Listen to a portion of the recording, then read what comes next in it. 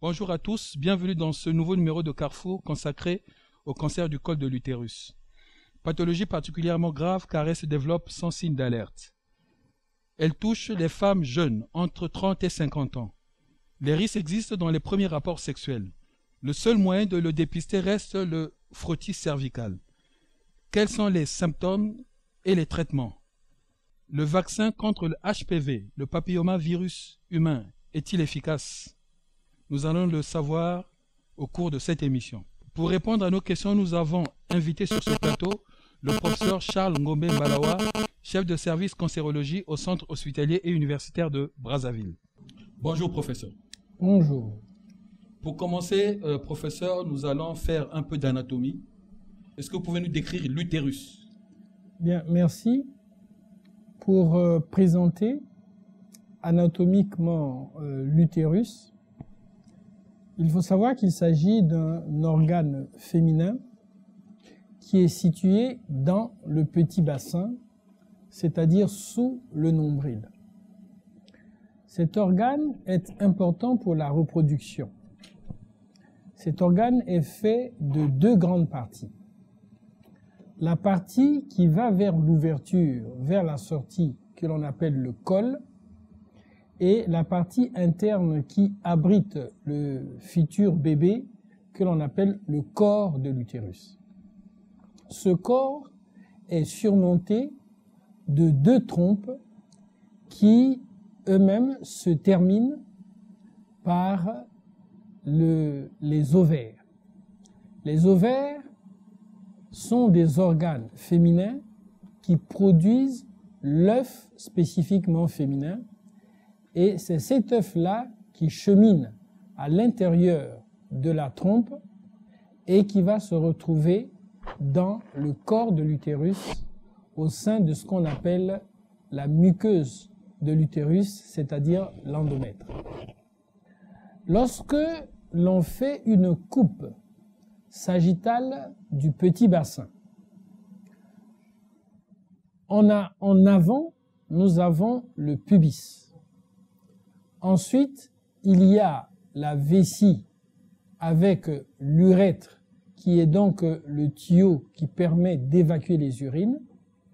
Et immédiatement après la vessie, presque couché sur la vessie, il y a le corps de l'utérus qui va se prolonger par le col de l'utérus qui, lui, est visible lors de l'examen gynécologique.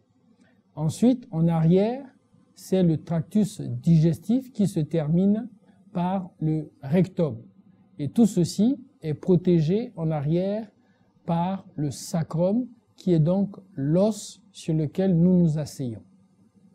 Voilà, de manière résumée, l'utérus placé à l'intérieur du petit bassin et avec ces parties les plus importantes qui vont nous intéresser au cours de cette émission, le col de l'utérus et le corps de l'utérus.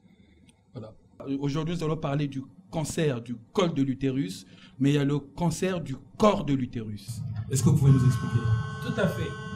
Nous avons vu tout à l'heure qu'il y avait deux parties dans l'utérus.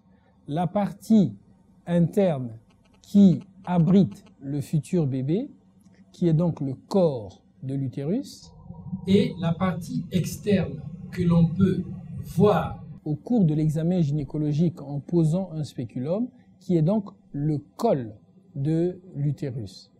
Eh bien, les cancers touchent principalement le col de l'utérus et le corps de l'utérus. Schématiquement, on peut dire que les cancers du col de l'utérus sont beaucoup plus fréquents en Afrique, tandis que les cancers du corps de l'utérus sont beaucoup plus fréquents en Occident.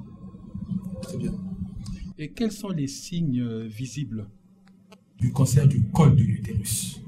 Alors, lorsqu'on étudie le cancer du col de l'utérus, le signe majeur qu'il faut retenir, c'est ce qu'on appelle les saignements génitaux provoqués. Les seuls saignements qui sont considérés comme normaux sont les saignements qui surviennent au cours de la menstruation, c'est-à-dire la période des règles chez la femme qui est encore en activité hormonale. Et ces saignements-là durent une fois par mois en s'étendant de 3 à 4 jours. Ce sont les seuls saignements considérés comme normaux. Dès qu'on sort de cette période-là, l'activité champêtre, l'activité sexuelle, l'activité ménagère, si elle conduit à la présence de sang dans les sous-vêtements, doit automatiquement conduire la femme à la consultation. Parce que ce saignement anormal peut être le résultat du développement d'un cancer. C'est pour ça que dès qu'il y a ce type de signe, on doit immédiatement se présenter à la consultation. Il y a mieux. Une femme qui a dépassé 30 ans doit chaque année se faire examiner et tous les 3 ans faire un examen spécifique pour savoir s'il y a déjà des modifications au sein du col de l'utérus qui peuvent être des modifications que nous appelons états précancéreux, qui sont des maladies qui précèdent la survenue d'un cancer. Et il est important de mettre en évidence ces états qui précèdent le cancer parce que aujourd'hui, il est tout à fait possible de les traiter et d'avoir des résultats intéressants. Quels sont les facteurs de risque? Alors en effet, on considère qu'il y a 2 variétés de facteurs. Il y a des facteurs que l'on peut dire, que l'on peut affirmer aujourd'hui comme étant des facteurs étiologiques, c'est-à-dire qui sont responsables de la survenue de la maladie. Et en tête, il y a un virus du groupe Papova que l'on appelle le virus du papillome humain. Et puis, il y a un certain nombre de conditions qui, entre guillemets, favorisent cette infection, favorisent la survenue du cancer. Par exemple, on peut citer que le fait d'avoir des maternités nombreuses et surtout rapprochées, moins de 2 ans entre 2 enfants, est un élément qui est en faveur des modifications du col, et ce sont des modifications qui peuvent faciliter l'infection par ce virus.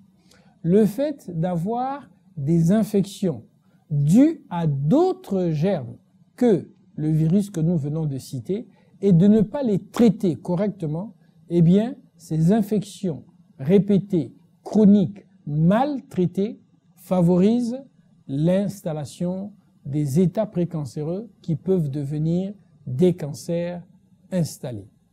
Et donc, vous voyez que ces différents facteurs-là, notamment les maternités rapprochées, le fait qu'on a des enfants à des périodes beaucoup trop proches, le fait que l'on a de multiples partenaires sexuels, le fait que l'on fume, lorsque une femme fume, ça fait partie des facteurs qui augmentent le risque de cancer.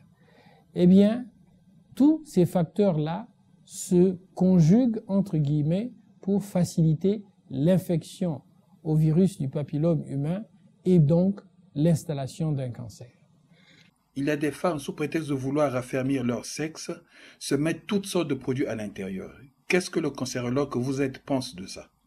Alors, il faut savoir que toute agression qui entraîne une abrasion va faciliter l'infection virale et donc l'installation plus tard d'un cancer. Donc, c'est pour cela que d'une manière générale, le conseil le plus simple, c'est de rester naturel. On peut faire sa toilette avec de l'eau simplement propre. Simplement propre. On n'a pas besoin d'y ajouter quelque chose de plus.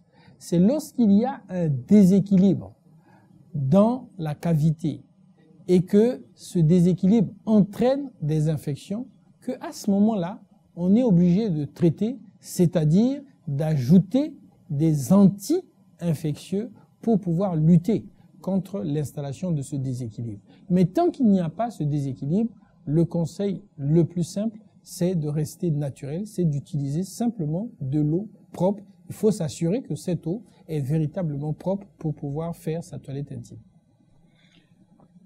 Est-ce qu'on peut avoir une prédisposition héréditaire au cancer du col de l'utérus? Alors, jusqu'à présent, le cancer du col de l'utérus n'est pas cité parmi les cancers héréditaires. Mais il est arrivé des situations où on a le droit de se poser des questions. Nous avons eu dans le service une cohorte de dames qui étaient atteintes de cancer du col de l'utérus. Et lorsqu'on a fait des enquêtes, on s'est rendu compte que 3 générations avaient été atteintes. C'est-à-dire que la grand-mère est décédée de cancer du sein, la mère est décédée de cancer du sein, la fille est venue en consultation pour cancer du sein. Donc ça veut dire qu'il n'est pas impossible qu'il y ait un facteur héréditaire qui joue. Mais d'une manière générale, nous pensons que c'est plutôt l'importance, l'ampleur de l'infection, parce qu'il ne faut pas oublier que c'est un virus qui se rencontre un peu partout. Donc c'est l'ampleur de cette infection qui peut affecter plusieurs personnes dans une même famille et donner le cancer. Est-ce qu'une femme en état de grossesse peut entamer un traitement contre le col de l'utérus? Alors avec nos amis gynécologues, nous discutons en concertation multidisciplinaire pour d'abord évaluer l'état de la grossesse, l'état du contenu, c'est-à-dire du fœtus, et on peut décider de faire par exemple un accouchement prématuré afin ensuite de faire le traitement. Parce qu'il est toujours déconseillé de faire des traitements à des femmes enceintes. On met en risque l'enfant à venir et pour beaucoup de médicaments, il ne vaut mieux pas les administrer chez la femme enceinte. Alors la précaution, c'est que les gynécologues et les pédiatres regardent cette dame, examinent cette grossesse, examinent le contenu utérin et disent si, ils vont dire si à cette date-là, le fœtus est viable, donc il provoque un accouchement pour ensuite faciliter le traitement. Et si c'est arrivé très tôt, alors on peut peut-être faire un avortement thérapeutique avant de faire le traitement. Mais faire le traitement pendant que la dame est en grossesse expose aussi bien la dame que l'enfant. Nous savons que le seul moyen de dépister le cancer du col, c'est le frottis. Qui est habilité à faire le frottis? Est-ce que c'est prioritairement votre gynécologue ou d'une manière générale le médecin généraliste? Alors, nous travaillons en concertation avec aussi bien les sages-femmes, les gynécologues, les pédiatres, les anatomopathologistes. Et nous nous entendons. Par exemple, le frottis cervico-vaginal, qui est effectivement le meilleur moyen en ce qui concerne une campagne de dépistage, a l'inconvénient d'exiger un laboratoire d'anatomie pathologique assez fourni en personnel pour pouvoir faire la lecture. Et à cause de cette difficulté, nous avons adopté une méthode qui est aussi recommandée par l'OMS, c'est l'inspection visuelle après badigeonnage de la solution d'acide acétique à 4% et badigeonnage de la solution fort de Lugol. Nous avons donc la possibilité, après avoir badigeonné le col avec la solution d'acide acétique, qui est à peu près l'équivalent du vinaigre blanc, eh bien, nous allons nous rendre compte que la muqueuse du col va s'imprégner de cet acide acétique. S'il y a des anomalies, eh bien, la muqueuse va devenir blanchâtre. S'il n'y a pas d'anomalie, eh bien, la muqueuse va garder sa couleur rosâtre. Par contre, lorsque on badigeonne le col avec la solution de Lugol fort, lorsqu'il y a des anomalies, il y a des zones que l'on appelle iodo-négatives, c'est-à-dire des zones qui ne s'imprègnent pas de la solution de Lugol. Les zones normales qui s'imprègnent de la solution de Lugol sont brun foncé, presque noires. Donc vous voyez, en dehors du frottis cervico-vaginal, nous avons cette possibilité de l'utilisation de l'inspection visuelle, soit après badigeonnage de l'acide acétique, soit après badigeonnage du Lugol. Et lorsque nous faisons ces examens-là, dès qu'il y a une anomalie, nous faisons ce qu'on appelle une colposcopie. Aujourd'hui, nous faisons la colposcopie couplée à la vidéocolposcopie, ce qui permet de regarder sur un écran les modifications qui conduisent à suspecter une lésion. Ces modifications sont notamment le blanchiment, la présence de zones acéto-blanches avec l'acide acétique, les zones iodo-négatives avec le Lugol, et en regardant ces zones, nous pouvons de manière guidée faire une biopsie, c'est-à-dire faire un prélèvement d'un morceau de cette zone anormale et la faire analyser au laboratoire pour savoir si cette zone anormale contient, oui ou non, déjà un état précancéreux, ce qu'on appelle un CIN, c'est-à-dire une néoplasie intraépithéliale cervicale. Cet examen peut se faire ici à Brazzaville, aussi bien en gynécologie obstétrique que dans notre service en cancérologie. Et en plus, aujourd'hui, l'OMS recommande, lorsque l'on fait cet examen, en même temps de traiter. Ce que nous faisons dans le service, c'est que lorsque nous faisons cet examen et qu'il y a une anomalie, nous faisons un prélèvement, puis ensuite nous traitons cette zone immédiatement. Il est possible de le traiter immédiatement, soit par cryothérapie, c'est-à-dire avec le froid, soit par électrocoagulation, soit par ce qu'on appelle résection à l'anse diathermique. Ces trois éventualités sont possibles à Brazzaville. Aujourd'hui, pour des raisons techniques, nous utilisons surtout l'électrocoagulation et la résection à l'anse diathermique.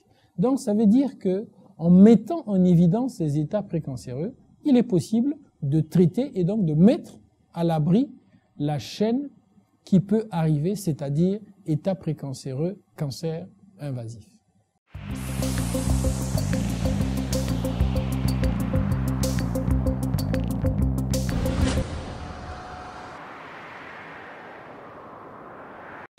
Je suis tout simplement allée chez ma gynécologue faire un examen qui s'appelle le frottis. Le temps passe, je reçois les résultats que je regarde à moitié et puis il y a un mot qui m'interpelle et que je ne comprends pas, où on me dit bon, suite aux résultats, il y a une petite inflammation, il faut mieux aller regarder de plus près et faire une colposcopie. Enfin, ils ne disent pas ça aussi clairement, mais ils disent qu'il faut faire une colposcopie. Les résultats de l'examen révélaient une inflammation assez importante de 3e degré qui était dite grave, en sachant que ce n'était pas une maladie, mais que ça pouvait se transformer en un cancer de l'utérus quelques années plus tard ou quelques mois plus tard, ou enfin je ne sais pas. C'était assez bizarre parce qu'on dit c'est pas grave. Et en fait, c'est pas grave du tout, c'est banal, tout le monde l'a, tout le monde porte ce virus. Vous inquiétez pas, c'est une petite opération. Donc franchement, c'est assez perturbant. Même si dans les médias, j'en veux pas, je me suis dit, est-ce que ça va m'empêcher d'avoir d'autres enfants ? Et c'est la première question à laquelle j'ai pensé avant de savoir exactement ce qu'on allait me faire, etc. Et ce qu'on m'a dit, c'est que la seule chose que ça a provoqué, c'était une fragilité du col de l'utérus, donc qui enclenchait ou qui provoquait souvent des prématurés lorsqu'on attendait des petits bouts. J'en ai un, ça me suffit pour le moment, mais moi je voulais être rassurée là-dessus. Vraiment, je suis passée à côté de quelque chose qui aurait pu être beaucoup plus... pas beaucoup plus, qui aurait pu être dramatique. Donc finalement, c'est génial. Il faut, voilà, toutes les copines, les consoeurs, les collègues, etc. Il faut aller chez sa gynécologue ou son gynécologue. Il faut faire ses examens et les frottis. C'est merveilleux, quoi, en fait, grâce à ça. Voilà. Donc moi, je vais bien, tout va bien et voilà.